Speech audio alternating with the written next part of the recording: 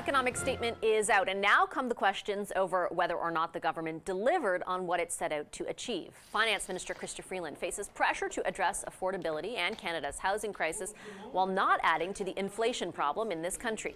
The economic update pegged the deficit for the current fiscal year at about $40 billion, the same as the budget projected. But the deficit over the next few years after that is now bigger than forecast at budget. The cost to pay Canada's debt also rises due to that deficit and higher interest rates, reaching more than $60 billion in 2028. This is someone who's doubled our national debt. He's added more debt than all previous prime ministers combined. Next year, we will spend more on debt interest in Canada than we do on health care.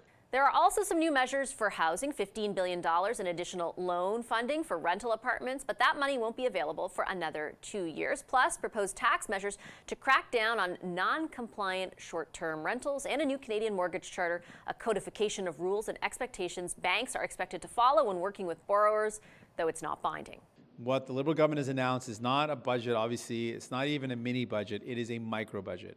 It does not meet the urgency of what Canadians are going through. It doesn't really meet their needs. Chrystia Freeland is Deputy Prime Minister and Finance Minister. Hi, Minister Freeland. Pleasure to welcome you back to our studio.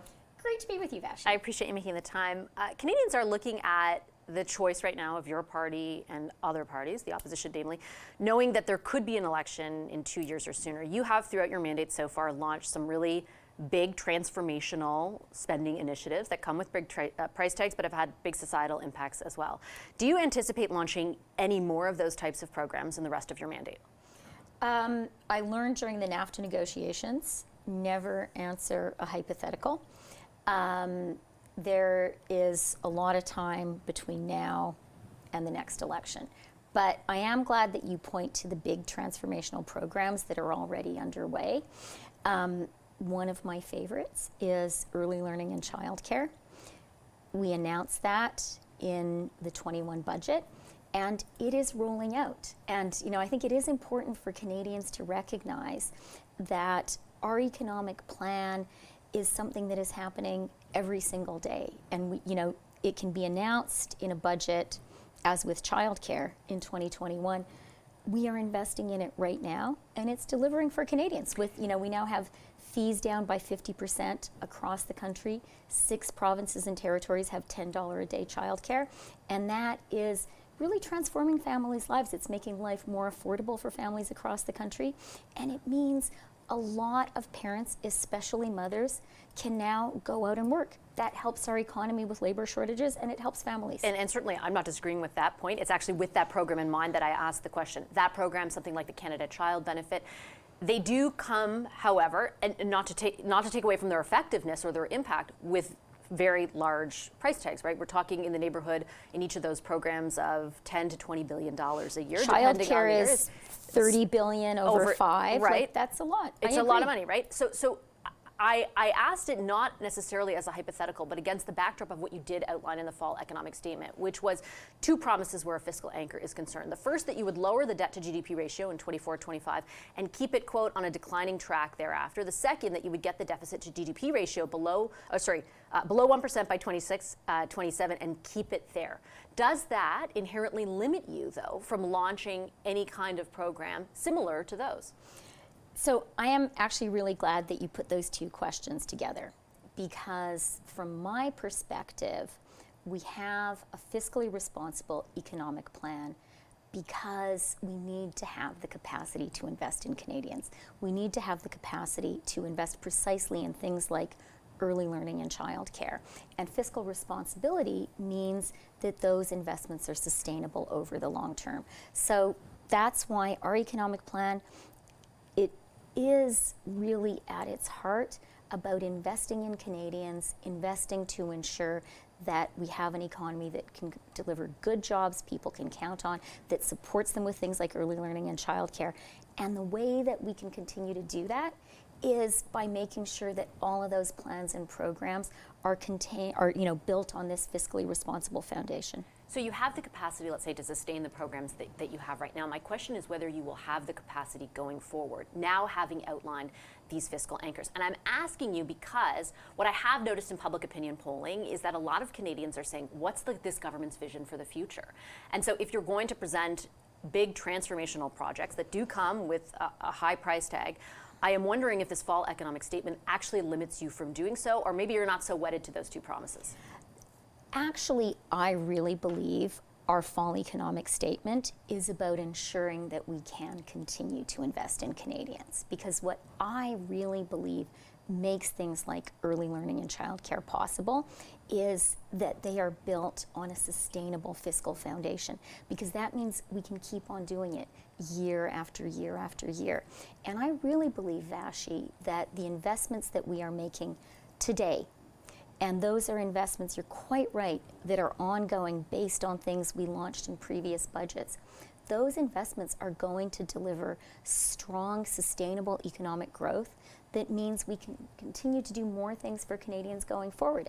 And I'm going to give you one more specific example, if I may, and that is our economic plan about building the industrial economy of today and tomorrow.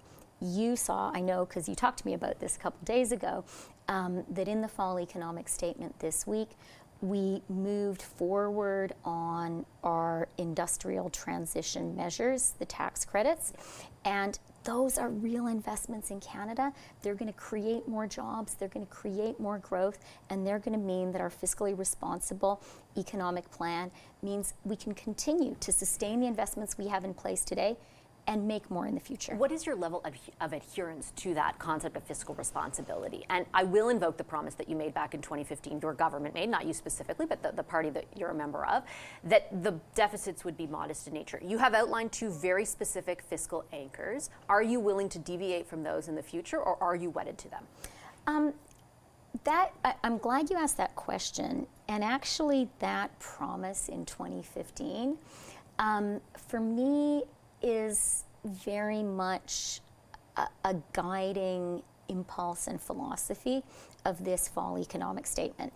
I still remember standing up with the future Prime Minister, then the leader of our party. I think we were in Oakville. I think Paul Martin was there. And the Prime Minister outlined, or the future Prime Minister outlined this plan of investing in Canada and Canadians, investing in infrastructure, and running modest deficits.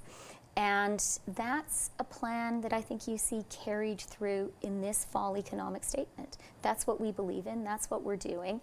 And truly, the key is we need to invest in Canadians. We know we need that. We need to invest in housing. People need that. We need to invest in childcare. People need that. We need to invest in this industrial transformation. People, we need that for jobs and for the future. And the way we ensure that we can deliver that is, and that we can deliver it not just today, but year after year, do it in a fiscally responsible way. And so am I to take from that that you would characterize, for example, this year's deficit at $40 billion, or the next 2 years, which are about $10 to $12 billion higher than anticipated at budget, as modest? And can you understand how Canadians might greet that with some skepticism, given your government's track record hasn't always been restrained? And I'll provide you with a few examples and offer you the opportunity to respond. $50 million on an app, ArriveCan, that never worked. The Federal Public Services employment growth rate is 3 times greater than the population growth rate. Spending on contracting has increased by more than a third since just 2017. Yeah, truly thank you for the question, because I believe from all the conversations I have across the country that Canadians understand now is a time we need to invest. I find people are particularly focused on investments in housing. I find certainly parents and grandparents very focused on childcare. I think but people that's are different than the examples I laid out with respect. I'm gonna get to those, I promise. People are really aware that we need to invest in the industrial transformation of our country. And I think people really want to know that we're doing it in a fiscally responsible way. I think that's kind of the base setting of Canadians, and I agree with that. And so, and I think it can be hard for people to judge, you know, is it fiscally responsible or isn't it? We're here in Ottawa. I think the House of Commons is behind us. There are lots of partisan talking points flying around. And so what I would say, you know, to you, but even more to people listening to us and watching us, I get that you don't want me to grade my own homework. And I get that hearing me say government is fiscally responsible, you want some proof points. So I'll give you 2 quick proof points. The first one is Canada's debt and Canada's deficit right now, today, are the lowest in the G7. That is significant. Second thing, and this speaks to, I don't believe we should grade our own homework. I don't expect you to want us to grade our own homework. There is someone out there whose job it is to give us a grade, and that is quite literally the ratings agencies. And the grade that the ratings agencies are giving Canada right now, today, is the highest grade possible, a AAA credit rating. And but that just is because I have a good credit rating from my bank, does that mean that I should increase the size of, you know, the staff that I have at my workplace, or, you know, at a pace faster than is needed, for example, in the public service? I mean, you've admitted to that pace perhaps being too fast, in that the cuts that you're now looking to make over the next 5 years are all focused on that. The rating that the agencies give us is based on where we are today, and it's based on what they think is sustainable going forward. So they're looking at 2 things. They're looking at how strong is the economy and is it growing? So they understand you need to make investments to be sure you have growth. And what they also think about is the rate of investments in line with the expected rate of growth, with the return on those investments. That's what they're expecting of us. I think broadly that's what Canadians expect of us, and that is what we are absolutely committed to delivering. That's what we're doing. Okay, Minister, I know your time is limited. I will leave it there. Thank you very much. I appreciate it. Thank you very much, Vashi.